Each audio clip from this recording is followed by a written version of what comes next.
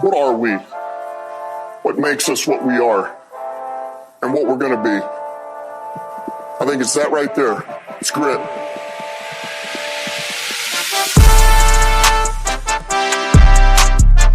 It's grit.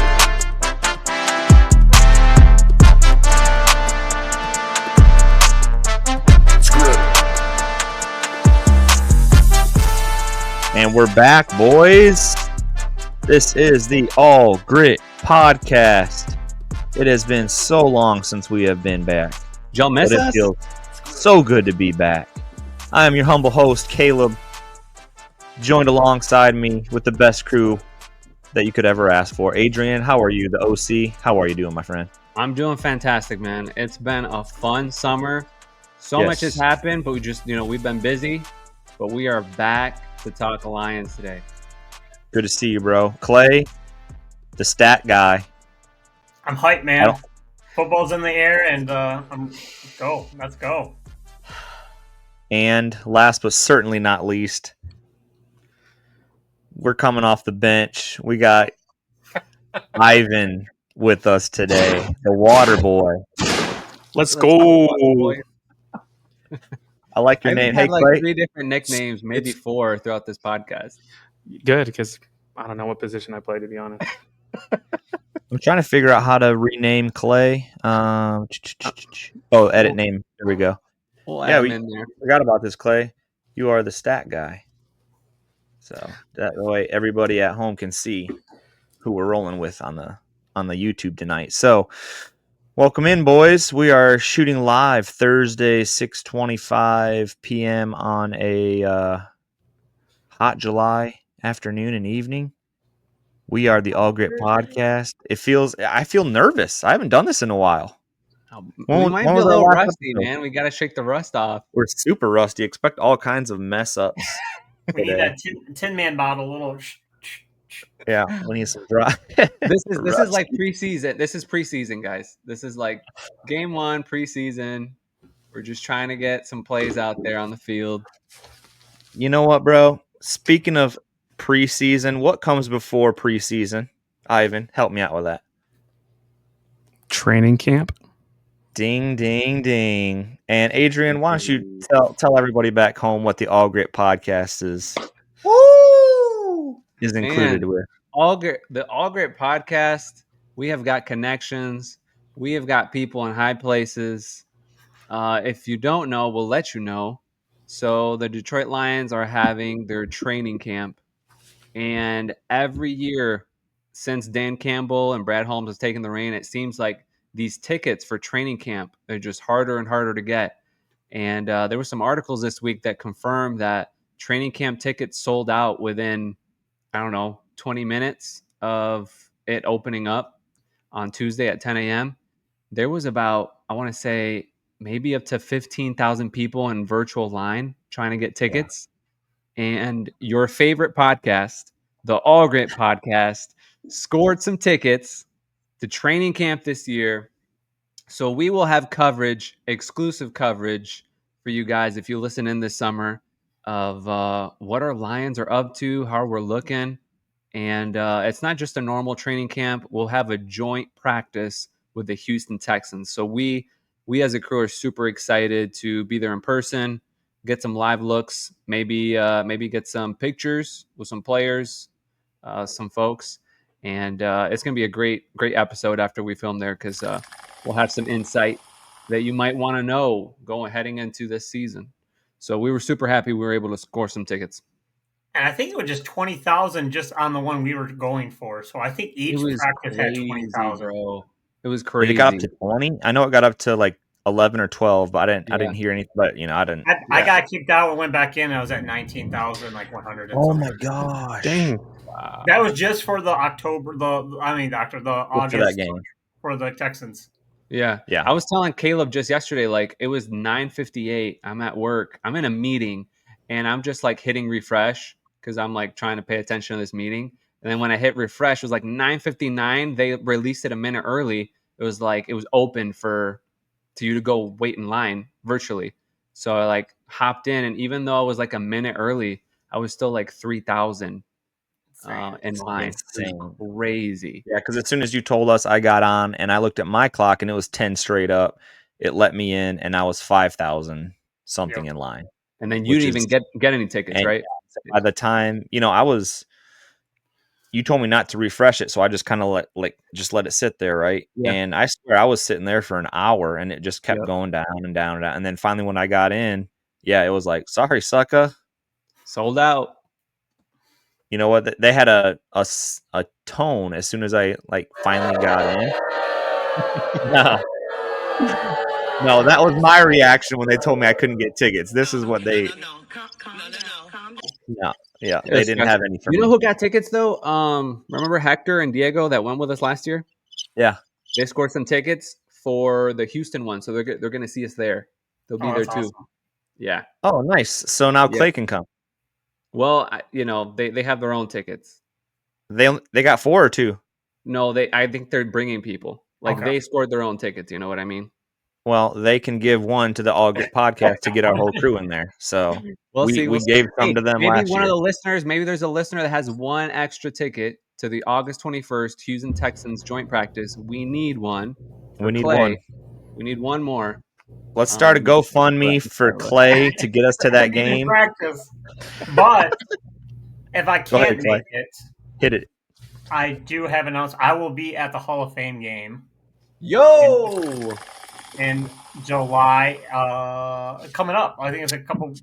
Yeah, July 31st. I think it's. Yeah. Let's go. Yeah. Have fun with watching all the second and third and fourth strings. This is awesome. I was going to say we're going to have exclusive content all summer. We got Clay at the Hall of Fame game, right? He'll get to see Jim Harbaugh in the khakis, and who else? They got the Hall of Fame class being inducted. They'll be there. Halftime. So. Oh really? That's tight. I didn't know that they did that because I never watched it. During halftime, and I think we got to do some more research. But I think our ticket includes the ceremony, but we got to figure all that out. But nice. I guess at halftime they always come out and they wave with their gold jackets on and stuff. He's probably going with Johnny Almonds, bro. You know that dude. No, actually, we're going to just me. A couple of my buddies from our hall just got together. I have a friend, Steve. He's got family, lives in Ohio. We're just crashing at his mom's house after the game. So good old 21-year-old selves. Yeah, we're all down there in sleeping bags, and hey, I like it. All right, so we got some good content. I wish I could go, Clay. Thanks for inviting me, but I got a tea time on Friday. I can't make it. Hey, man, I respect it. I understand. Hey, so I'm happy you guys get to go to training camp, though. So I'm glad we all get to go to something. Yes. And we all got tickets to something. So it's awesome. And the All Grit podcast will have inside information, whether it's the Hall of Fame game. Clay is good with getting interviews or pictures or at least a little something. I don't know about Adrian. Every time he goes to a game, nothing. Who Clay met? Do they even know who Clay bumped into? No, Clay. Who'd you bump into last? So we're in the works, and I know that he's a very busy man, so he's not able to get on here. I totally understand. But Nate Burleson, shout out to Valentine Vodka. Woo! So we did a little meet and greet for his new flavored vodka that came out in Detroit. So I swung through. I went in there early just so I could see if I can get in there before everybody else got packed in there. So I was able to talk to him, and he's going to try to make it on the pod at some point. So let's go, bro! That's insane. Nate Burleson, man. Nate's going to be on the pod. Guy. He loves Detroit. He had a clothing company, Lion Blood, back in 2013 when he played in Detroit. Mm-hmm. He just loves Detroit, and he think it'd be really cool. So the fact that he came through, Detroit again with the Valentine Vodka just shows his roots with Detroit. So good stuff. He loves Detroit, and Detroit loves him, man. Great guy. So once again, you can make it, bro. Get on here, but not. We got you, bro. He's on CBS the other day. So. Right on. This is awesome. All right, boys. Well, let's get into today's little itinerary. We have a couple things we want to hit. We have our first annual all grit trivia game. I'm not sure if Ivan is ready for this yet. How's your history with Detroit Lions, Ivan? I still remember the 0-16 season. That's all I remember when I first saw. Okay. Well, most of the trivia is, well, I'm not going to give that to you. It's going to be a little bit before and a little bit after. So everyone, I kind of picked more of the recent stuff because you guys are so young. I didn't go back to, All right. well, Appreciate You that. can't go to the overtime There might be- against the Steelers. Heads, No. tails call. yeah, who called it in the air? Trivia question. All right, boys, let's get into it. So, Frank Ragnow, this is very old news by now, but Frank Ragnow is retired. Adrian is shedding tears over there. He wanted to talk about this just for a little bit because we've already moved on. We need to start thinking about who's going to be the center of the future. So, Adrian, go ahead and tell us your feelings. All right. Well, ever since I heard that, yep, cue the music. Bro, I was literally like, I was, in all honesty, even contemplating buying a Frank Ragnow jersey for this new You season. cursed him. Like, I love this guy. He's been with us since Matt Patricia era, and I'm gonna start crying if I start talking about him. But he was one of my favorite players on the entire team because he was just like he was undervalued. I know we're going to talk about him. We're like he was the best, but at the time being before we retired, I just felt like we didn't talk about him enough. And this guy's an all pro. But what makes me sad is after I heard the news and he's retiring, right? I go through the 5 stages of grief. And then Netflix comes out with this awesome documentary, Quarterback, where we get to see our very own Jared Goff with an inside scoop on how he prepares, how this last season went. If you're a big Lions fan, highly recommend it. Just skip through all the Kirk Cousins crap. It's a waste of time. Just skip through those parts. And in that series, it just like it re-broke my heart how much Goff talked about Frank Ragnow in one episode. There's an episode where they walk through Jared's pre-snap checks, right? All the stuff he has to do in under 30 seconds. And a big part of his process was Frank really calling the pass rush, calling protections. They had a really good system going, which I personally think really fed into our offense and how good it was. After watching the show, I realized how much of the offense Jared was in charge of, not as much Ben. Like I thought it was Ben Johnson 99%, Jared Goff 1%. After watching this, it was more of like now I feel like it was 60-40.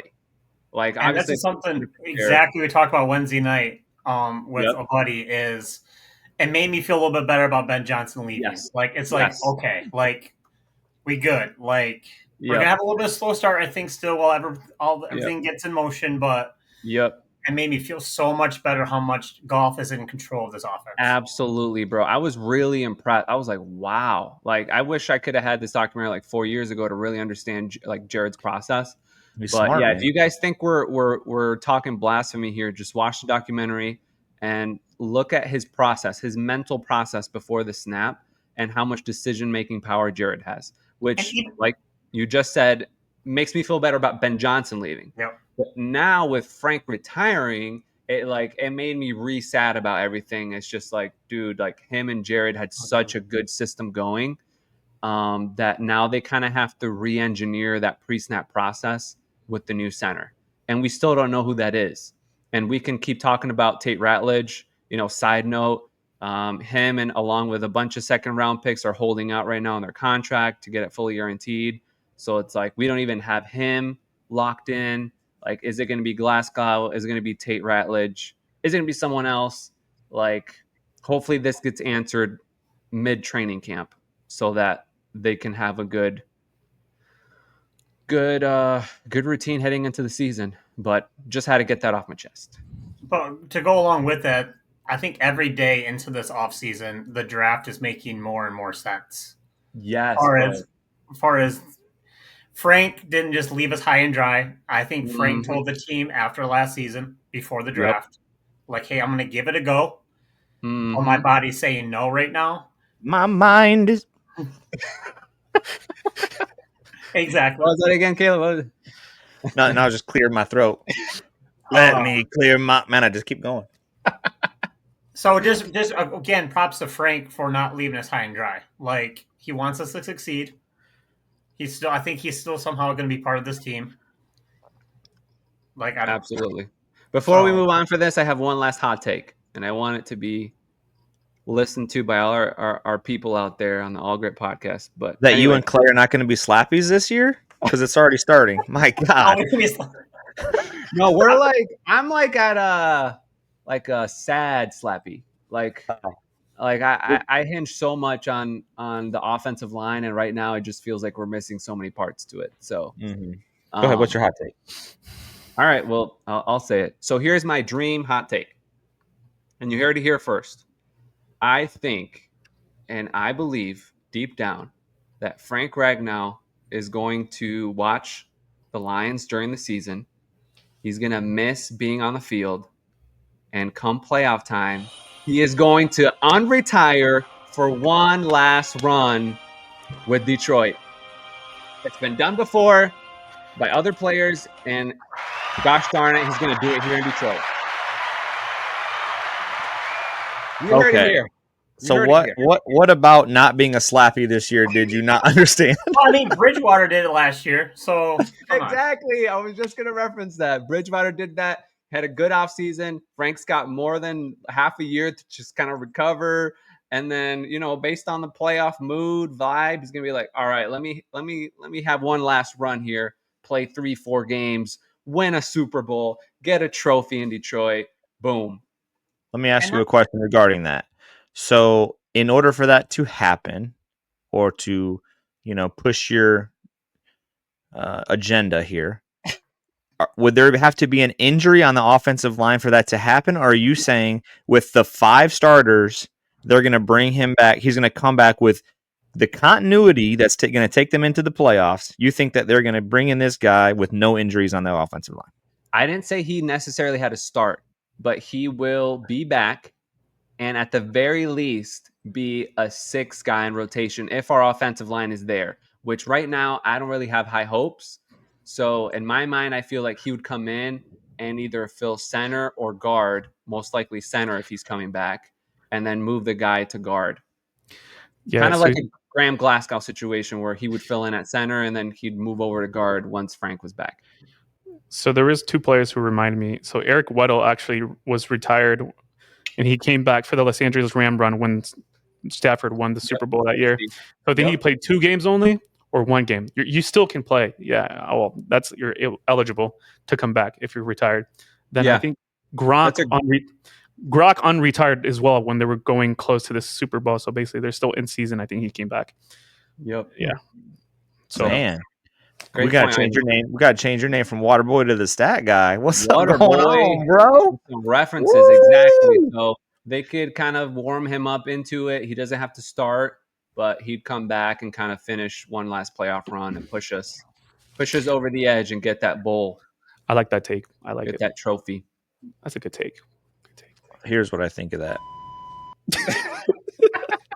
None of that's happening. Okay. He's done. He can barely walk because of his feet. He wants to go fishing, and he doesn't want to see a football for about 5 years. He's not going to be a coach like Clay wants him to be because he's getting away from football. He's just gone, bro. Be a coach. I think he'll be the towel guy. The guy's going to get a ring. Hype guy. He'll be an advisor. He could probably be an advisor. Yeah, but I don't think he's being an advisor for at least.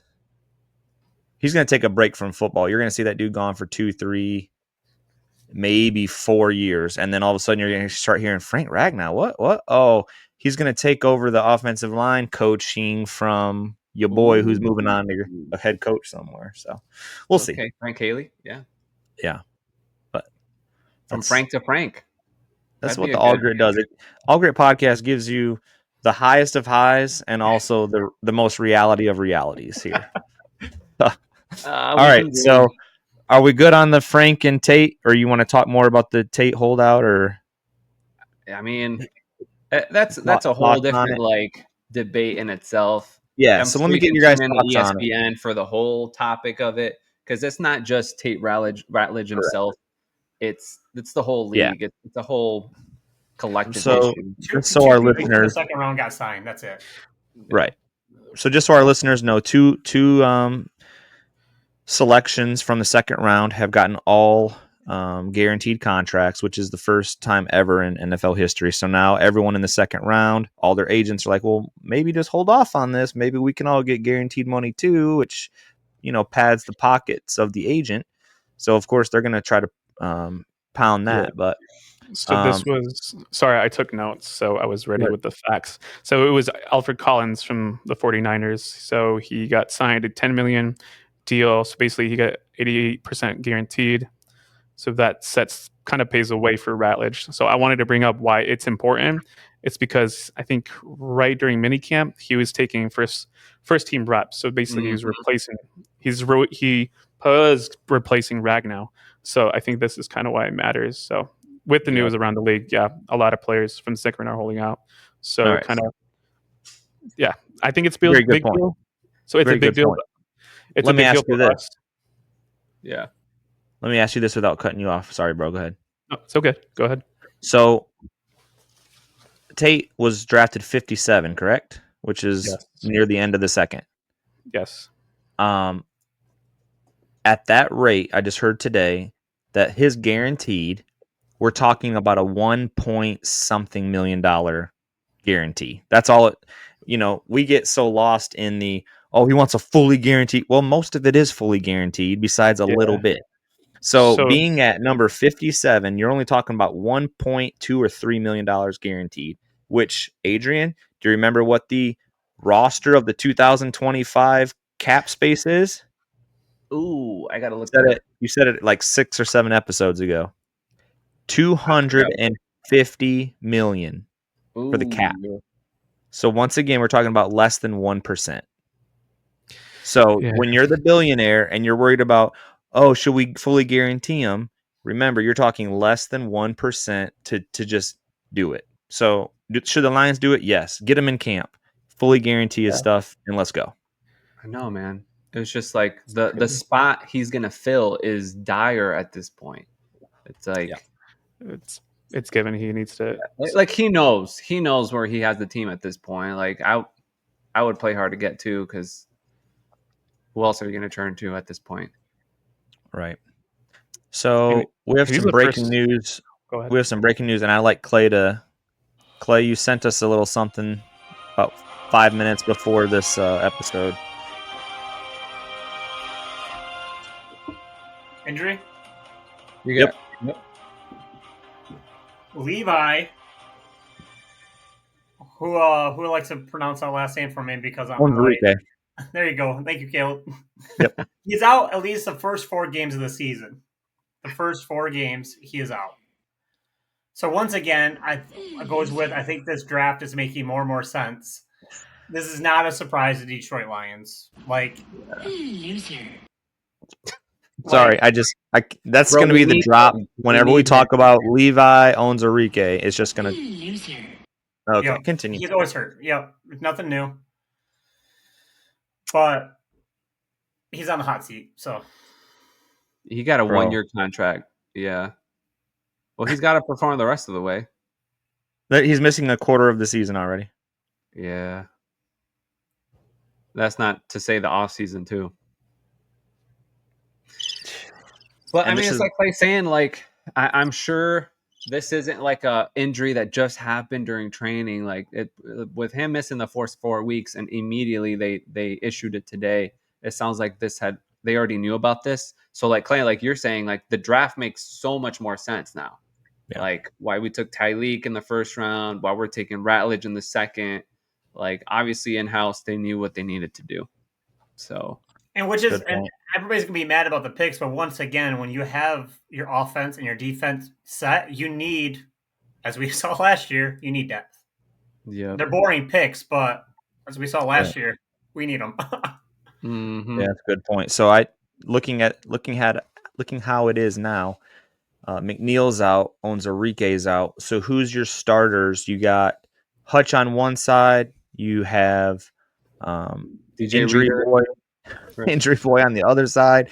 Who's in the middle? You got DJ Reader now and The Tyleek. rookie. Yeah. Yeah. Oh, And yeah, then, the you know, your rotation is you got Kentucky coming in, Pascal. Pascal, okay, yeah, Pascal. and you got Trey Wingo, 7th round. He's Who else? on pup too, but Yeah, he could be activated any day.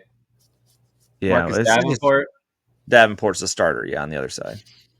So, for, like, I guess what I'm trying to say is once McNeil and Onzarike are back, it makes me feel a whole lot more comfortable about the rotation. yes. Because now it's like our rotation. You know what I'm saying? Yep. It's like Yep. Tyleek shouldn't be starting it. Onzarike should be out there, and Reader should be out there. But now O'Neill's out, or McNeil's out. So it's like we're already having 2 backups starting game 1, is what I'm trying to say. So So doesn't with make me that, happy. without being a slappy, Caleb, so this is for you.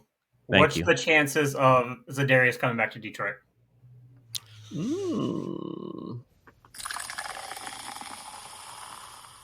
Dude, I'm all for it. Pay that man his money.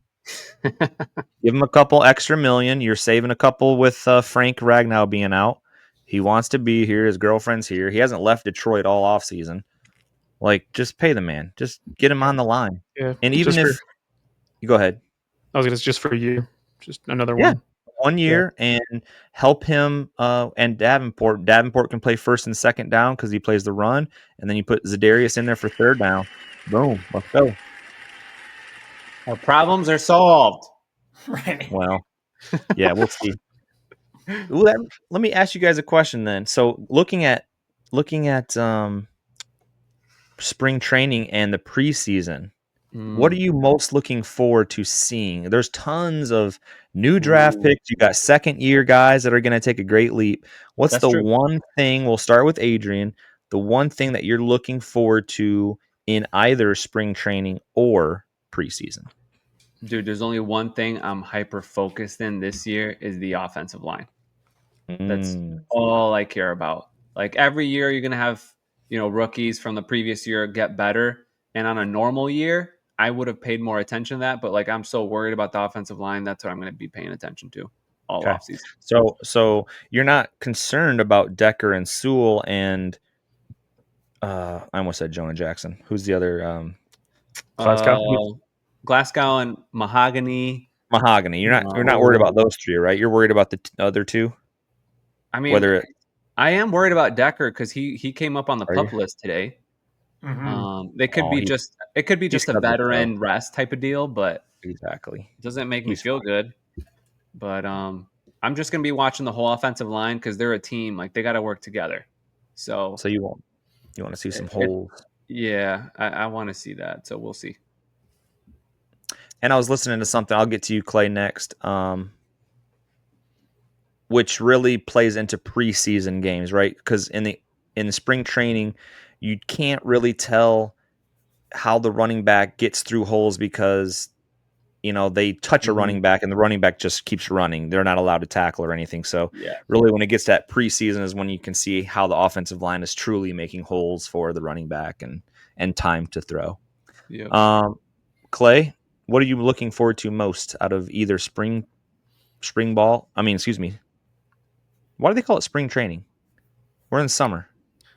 Training camp? Training camp. Thank you. I was naming it wrong. I'm going to go more towards training camp, especially watching Jared Goff on quarterbacks is from the beginning of that season to how it ended, you really see how many injuries we had. Like we had so many injuries. And so you watch the first couple games and you just see I'm so excited to see these guys on the field again. Like as what we should have been.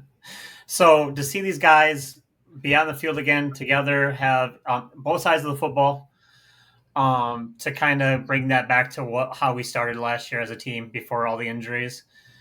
But then for as far as players though, I know JMO is going to be even faster than last year.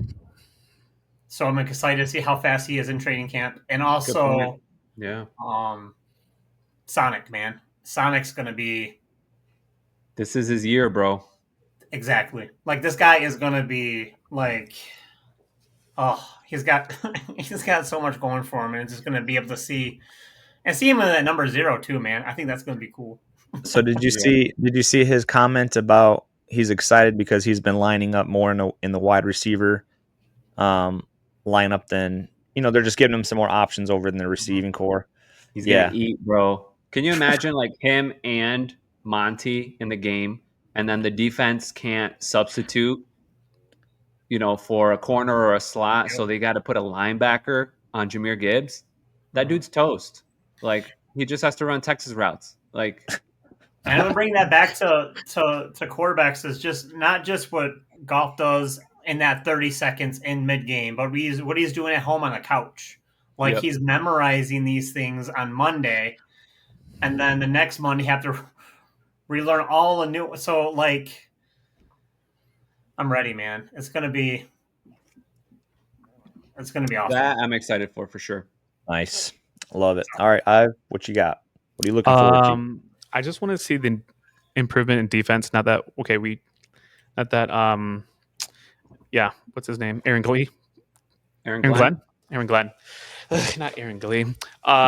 Just see how. Just see the improvement from the defense now that everyone's Coach getting Shep. back. Yeah, from Coach Shep, his approach with the defense, but also seeing how the players improve. And see who steps up big. I'm just excited to see Hutch. Hopefully, he just doesn't get injured again this year. So, I'm not trying to no jinx or anything, but no, seriously, I kind of feel with seeing the quarterback series, I feel very comfortable with the offense. And now that John Morton, I did see an article recently that Sam Laporta said that he's a great mind. I forgot if it was like Sports Illustrated or on the NFL Network. Okay. So I feel confident with the offense. Only thing nervous about, yes, is the offensive line, but mostly the defense. I just want to see the improvement. I think we'll be fine in the secondary, just with linebackers and the defensive line. I want to see that massive improvement.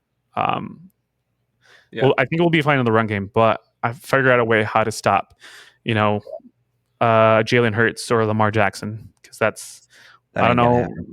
We'll see if we can do it, but I want to see. It's possible. I have a just like gut feeling that the defense is going to take one step forward with Alvin Shepard as a DC. Mm-hmm. I agree. I just have a gut feeling that he's gonna elevate the defense. Before last year, we were never hype on Aaron Glenn. Like, all respect to Aaron Glenn, but we were never hype with him. We were hype about the defense, but not Aaron Glenn. So right. Because why? Because he always played man defense, and we were never getting turnover as a defensive back coach. Yeah. Because the wild card run, like he was on like that whole year, we were like, "What the heck? What's going on?" Yeah, he saved himself time and time again. Yep. Or the defense saved him, I should say. Yeah. So I got actually somebody else. So I'm going to be looking forward to, and this player is going to be probably going to show out more in summer. Wait, what's it called? Keep calling it spring training camp. Training camp. Isaac Tesla. So you are going to see this guy because Amon-Ra don't need to be out there running as much, and I mean they're warming up, but preseason games as well. Tesla will be out there getting balls, bro. He'll be out there getting balls. And guess who else? I want to see Reed and Arnold in preseason and see. Yes, bro. I don't know. I just want to see them lock down. I want to see Arnold grow. I want to see how good Reed really is. Reed, man, he was like, bro. Oh yes, we keep forgetting he was about the number one. He was the number one cornerback agency. Yes. Yep. So, dang, that's what I want to see. I want to see some nice young receivers coming up. I'm excited to see Amik Robinson. The dog, bro. He's a dog, yeah, dude. And I'm excited. All right, here's my.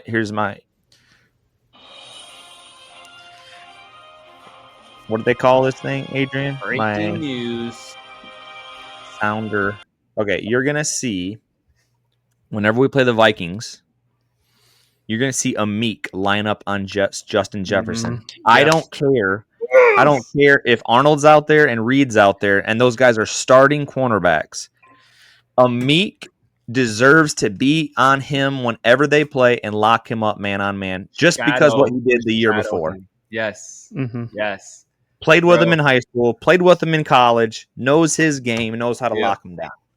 I mean, You heard Clay it here said this. Clay said this after the Lions had that awesome game to finish the season, and Amik completely shut Jay Jettas down. Clay said, Amik is living rent-free in Jay Jetta's head the rest of the offseason. Like, that's all this dude's thinking about this year. Yep. And so I want to see Amik shadow him these next 2 games during the season. That's gonna be so fun to watch. Awesome. And nice round the table. Go ahead, Clay. One more. One thing to go kind of pick up with Ivan about Hutch is I'm really all through his time in Michigan and as a Lion, and this is what got him hurt, was swinging that leg. So I'm really interested how he tackles this year. Does he lock that leg down now? Because he's got to, because it's got history now. So, bro, that's a good point. I was watching all his sacks. They have a clip of all his sacks, and he has no regard for his body. He throws himself, and all he cares about is his hands and who he's grabbing. His legs, his knees, his head will go anywhere. All he cares about is wrapping up. So it's like, is he gonna change? Is he gonna form tackle just to protect himself? It's interesting thought.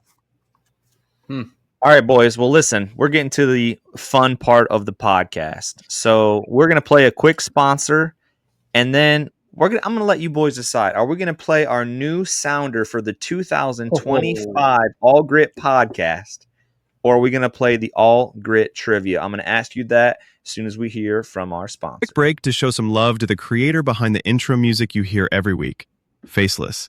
When we set out to create this show, I knew I wanted something that felt completely custom and professional. And that's exactly what Faceless delivered. He creates original music tailored to each client, so no cookie cutter tracks, just sounds that match your vision and your brand. If you're launching a podcast or just want a custom intro, theme music, or even background beats, I highly recommend you check him out. Visit beatstars.com/facelessnoise or shoot him an email at facelessnoise2@gmail.com. Get that professional edge. Faceless will get you sounding right. Thank you, Faceless. Whoa. Using that AI, dude, fancy. You know, we do what we do. And boys, right after that sponsor, I think that answers what we're playing next. I want you boys to listen to Faceless's brand new 2025 intro. The premiere. To the All Grit podcast. Dan Campbell took this Lions job with a vision. That vision has ignited the Lions fan base in a way not seen perhaps ever. This is a sleeping giant. This is a sports town, and we feel the love. Remember who you are. Your NFC North champion. But that just doesn't happen. You got to work through it. Oh, no! I uploaded the wrong one. Hey, Adrian, take it from here, man. I gotta be right back. What? Bro, I was ready to run through a wall. No. It's even better than that. Wait, that was the beta version, right? That was the beta. That was the rough draft. That was beta. Hold on a second. Draft. All right, let's start that track from the beginning. You boys ready? Let's go. Dan Campbell took this Lions job with a vision. That vision has ignited the Lions fan base in a way not seen perhaps ever. This is a sleeping giant. This is a sports town, and we feel the love. Remember who you are.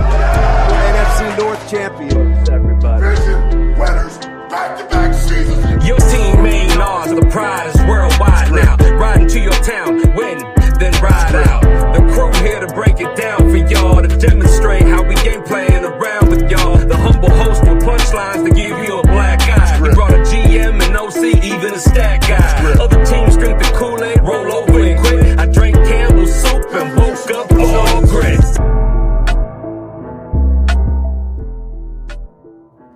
How we feeling about that, boys? Yo, bro. Did you sing that?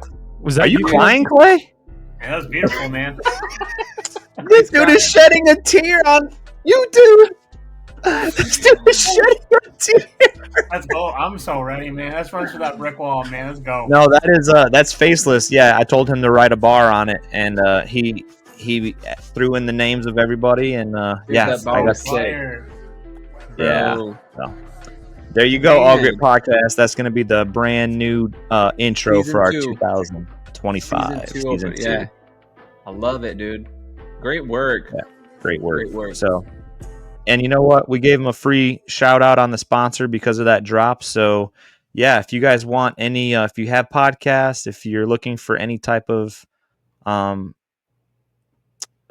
I guess beats beat, and sound, yeah, yeah. anything. Yeah, he's got it for you. So he's been doing it since we were teenagers. So he's very, very good at what he does. So thank you, Gabe, for that. And yeah, if you need his information, just replay on our podcast, and he'll hit you up on the sponsor. So appreciate that. All right, now let's get into the first annual.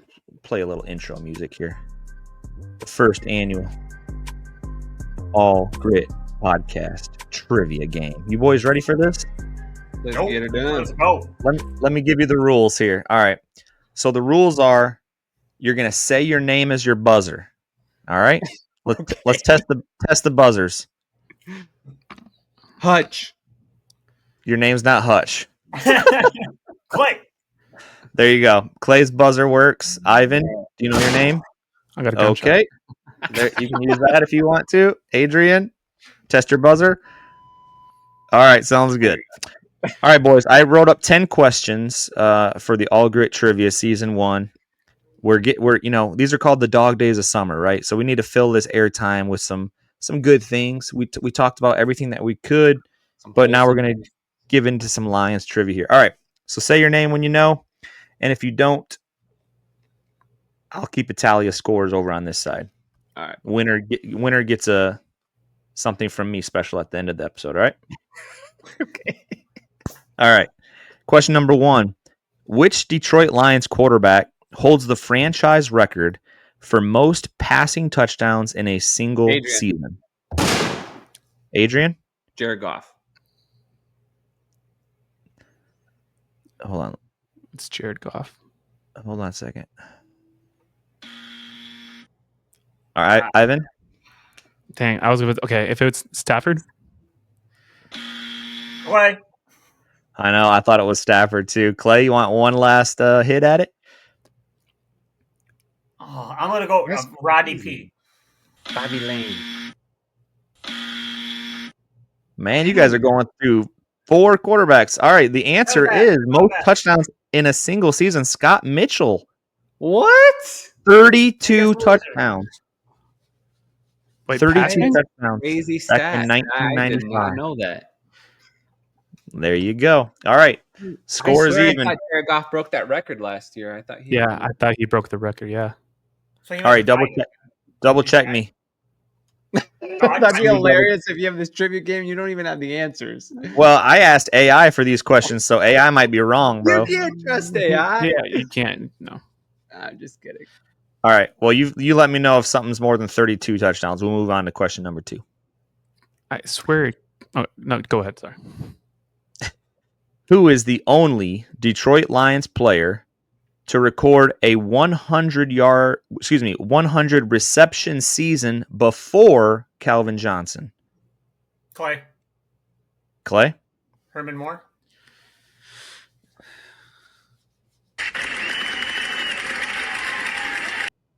Clay's on the board, ladies and gentlemen. All right. So I do have to correct because our listeners are probably going to correct us, bro, on that question. Uh-oh. The top 5 single season passing. Is it passing touchdowns or just touchdowns? Passing touchdowns. Because passing touchdowns, it is Matthew Stafford. 2011, he got 41 touchdowns. What the heck, man? Yep. And then Jared Goff for the 2024 season got 37. What the? So AI can't even get 2 quarter. AI's giving me Scott Mitchell the third one down? No, he's 4th. Matthew Stafford threw 32. Well, he tied, I guess, in 2015. He tied with Scott Mitchell. Who did? Stafford, Goff, but Mitchell's 4. Who's number 3? Matthew Stafford, Jared Goff, and then Scott Mitchell and Stafford both had 32. Oh, good Lord. All right. Well, I'm glad no one got that point. Oh wait, someone did say yes. Who said Stafford then? Ivan. All right, Ivan's got one. Clay's got one. You guys good with that? Answers, bro. I don't know if I can trust this game anymore. No, it's good from here on out, bro. It's good from here on out. I'm good for the money, I promise. All right, Clay. Yep, Herman Moore, 123 receptions in 1995 before Calvin Johnson. All right. Third question. Who holds the franchise record for most career sacks as a Lion? Franchise. Ivan. Clay? Luther Ellis.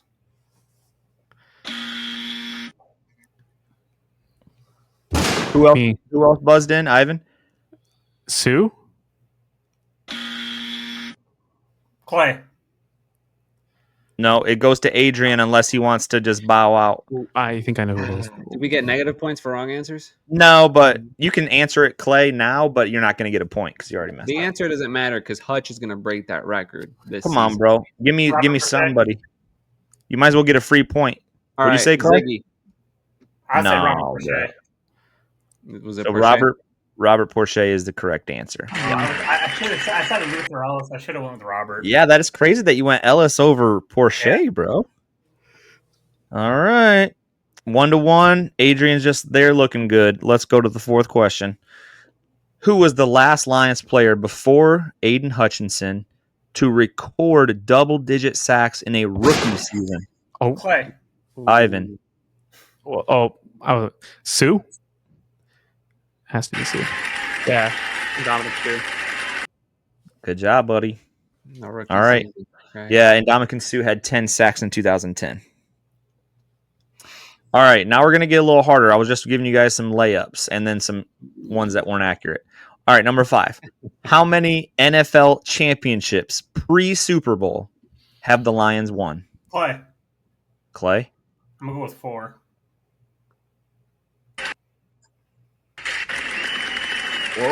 Dang! 3. All right, so I'm going to give you extra credit. If you can name any of the years, I'll give you a point. 1957. That's correct. Dang. Adrian, I'll give you 1 point if you can name any of the other 3 years.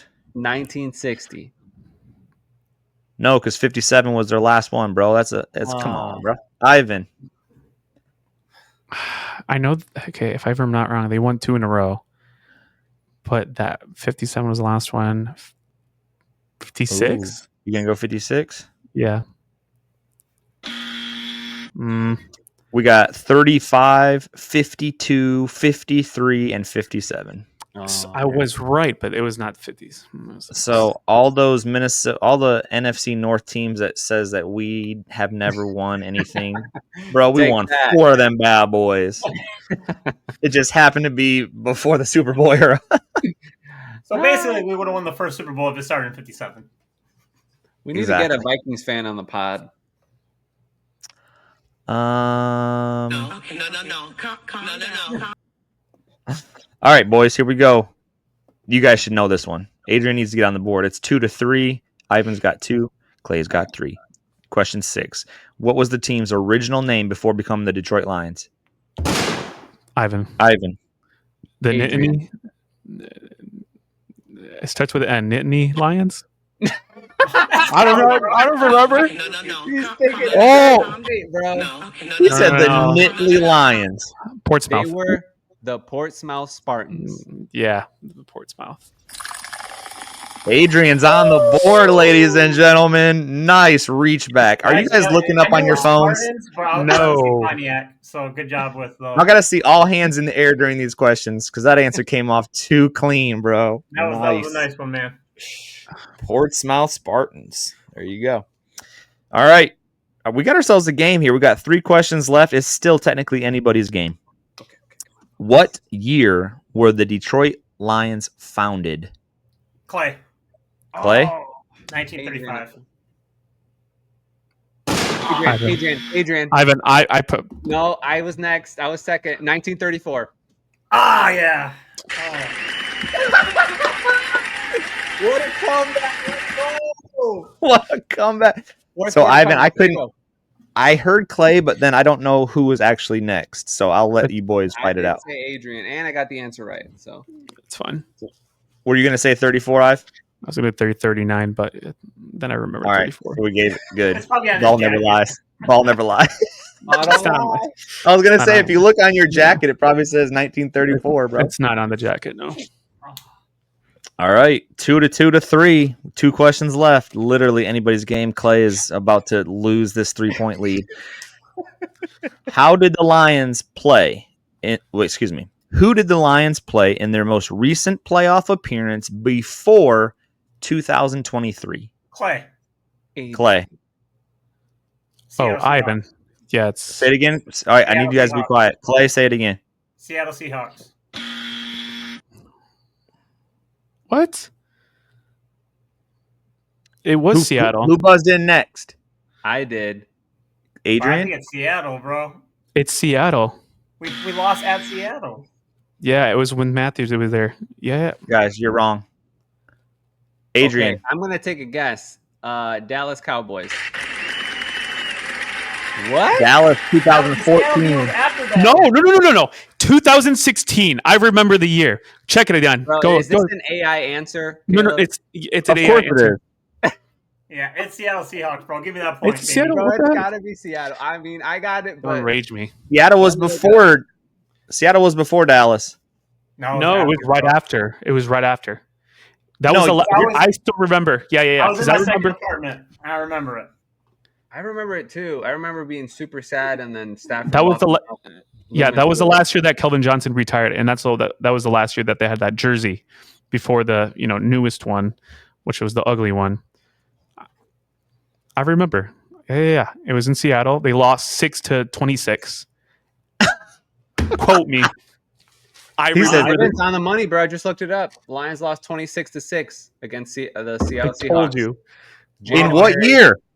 January 7, So- 2017. It was the 17, yeah. 2016 season. Oh It was the my- 2016 team going to 2017. I am Yeah.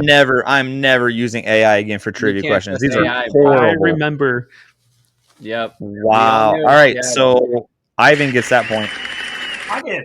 I said Seattle. No, Clay He said it for. Clay gets But that I point. said. Why are you the host of this game? No. I said the score though. We're Yeah, gonna he start did, he blowing did. the commissioner. Caleb's the All right. commissioner. Clay- The commissioner. You know what? I'll give Ivan a point. About half a point. So you have 3, Clay has 4, Adrian has 2. All right. Yeah, Ivan 'Cause gets that a point was- for remembering this. Ivan gets a point just for pulling out the score, dude. I agree. Holy I agree. cow. That was. I I was wiped it mad from my that game. memory, but good job for keeping it near. No, I still Okay. remember that game. Sorry. This one should be accurate. I just pre-read it. Okay. Test your buzzers. Test your Adrian. buzzers. Okay, What? Adrian. Just to look for that stupid drop, then to say your name. Ivan. Look, he's still looking for it. Can you What do you hear mean? me? Yeah, we Never can hear mind, you. bro. Whatever. You're just testing it. Water boy. What Lions quarterback threw 5 interceptions in a Thanksgiving Day game? Oh, Clay? Who's thinking? Clay? Ty Detmer. Clay? Ty Detmer. You guys want to wait Ivan. to hear the question, or you want to keep buzzing in? Ivan. Let me guess. Joey Harrington? No. Adrian, would you like to hear the whole question? Scott Mitchell. I know the answer now. What kind of idiot would not wait to hear the whole question, Adrian? Listen, Okay, let's wipe it clean. wipe Do the it whole clean. question now. What Lions quarterback threw 5 interceptions in a Thanksgiving Day game in 2012? Clay. Oh. Clay.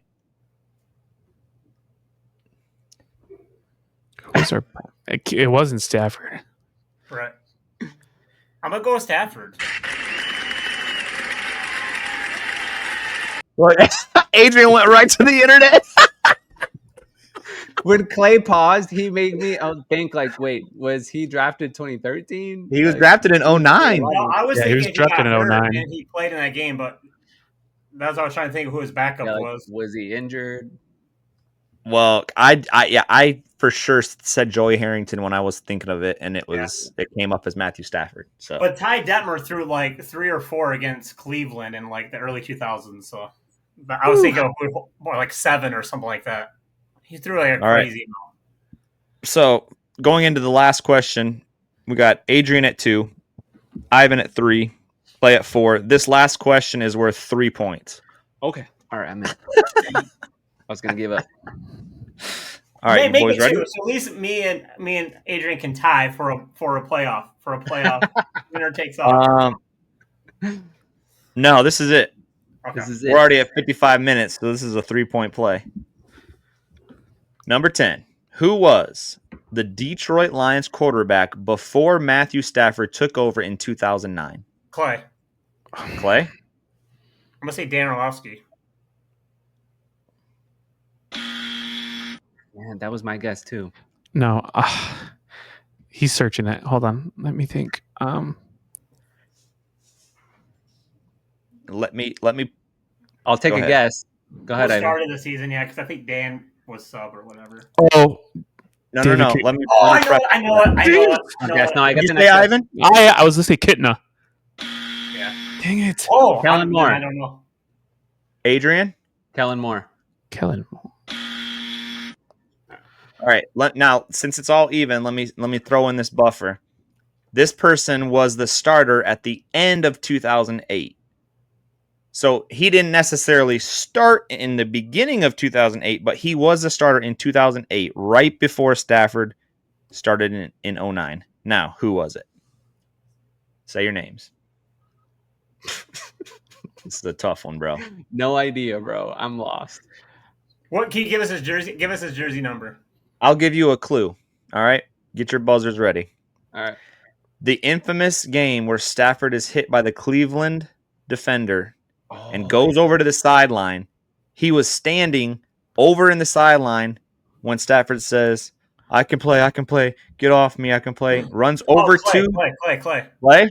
No, I say Culpepper, but no. Oh, Culpepper. Dante Culpepper! Let's go! Clay reaching through the deserved it. cobwebs. You deserved it, bro. Yeah, you deserved it. Wow. Yeah, Good that one, was bro. a great answer. Great question as well. That's a good question, man. Because that. Oof. You don't think of Clay, you don't think of him being a starter. I think of him always being a backup, and yeah. Yep. So Because he was right. He put his helmet on. He puts his helmet on. yeah, he was going back in. Yeah, Yep. he said, "Sit down." All right, boys. One last thing from our fellow All Grit podcaster. Little speak Shout out to pipe Plax. sent in by Plax. What up, boys? This is Plax. Sorry I couldn't make the pod today, but appreciate you guys keep holding it down for us. But one thing I want to ask you guys about, as we get real close to camp, obviously it's starting to be a little bit of a storyline lately. Tate Ratledge, center, he hasn't signed a deal yet. I just wanted to get a little bit of a check your guys' temperature on that. You guys worried about it? Are you not? I'm not super worried about it. I mean, he's the heir apparent to Ragnow, so it's like a deal has to get done, but sometimes these things make you a little uneasy as you get closer to camp, and it's like, we obviously need this guy getting reps in. So let me know what you boys think. Peace. I don't know. I think we did a pretty good job talking about that a little earlier. What do you guys Great think? minds think alike, bro. He was Yep. worried about the same thing we were. I want to bring up. Okay, we did talk about what we're looking forward to, but can we talk about who do you think the most valuable player this year will be for us? What do you think? I'm playing the game. I'm like Clay. I want to put it out there. Who do you think is going to be the most valuable player going forward? So I view it as this. Can we take Jared Goff out of the discussion? Yeah, Yep. of course. Yeah, Be mine. Okay. Yep. yeah. He definitely is number one. I would put him number one. So But I think the next one up is Sonic. mm-hmm. I think Sonic is so That's my second valuable to pick. this team. He's our he's our school ace. He's our ace. Yeah, he's our ace. Well, I don't know. Like we have so many. Like if Goff, Sonic, or St. Brown go down, I don't Yeah. like talking about it, but those Yeah. are. So I wanted to bring up, remember in those last 3-4 games, he was on a touchdown streak. And right before we played Washington, and Ben Johnson didn't even use him at all, which frustrated me. And they should have used him because their running defense wasn't good, which was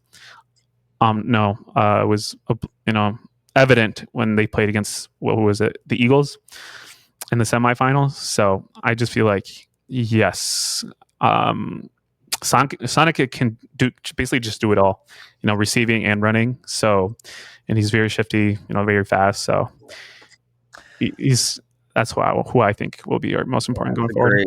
That's a great answer. I'm trying to rack my brain over here to see if I can disagree with you, but just to play devil's advocate and pick somebody else, I'll go out there and say the person that Adrian said would have more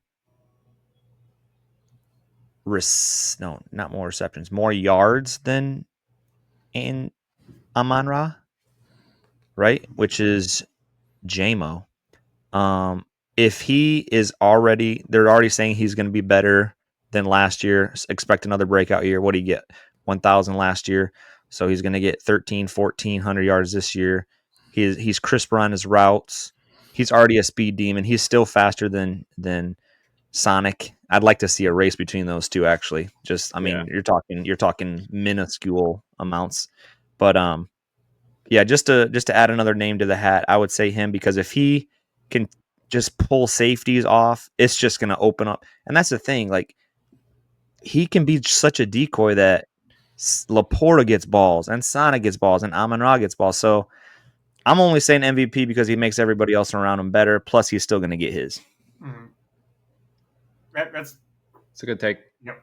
And especially if we're all talking offense, but if you're looking at defense, Panay, man, all respect, not being disrespectful to Panay, but Panay he's holding it down on the defense, man. And as far as pregame, after game, like, he is hype. He gets the crowd into it. He gets the players into it. Yep. He wants it so bad. Yeah. I think it should have been asked. We need an offensive MVP and a defensive MVP. Yeah, we can do both, I guess. Next episode. Yep. That's true. All right, we'll hold it. We'll think of that for next episode.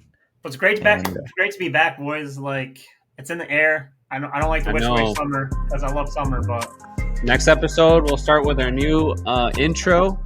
Thanks to Faceless. Awesome work there, bro. Got me hyped. Stay tuned. This summer we got a lot of great content coming. Yeah, so we will be arriving at training camp August 21st. But in between now and August 21st, if there's any breaking news from the camp, we will certainly send out a quick little blast out on the interweb for you guys. Follow us on Instagram, TikTok, all the listening features on your Amazon, Alexa. Are we on Alexa? Spotify, just ask her. Apple. Just ask for the All Grit. Remember, you need 2 T's for that because the other group took the T from us. We got in there too late, bro. So we had to grit it up. All right. For the All Grit Podcast, I'm your humble host. We out.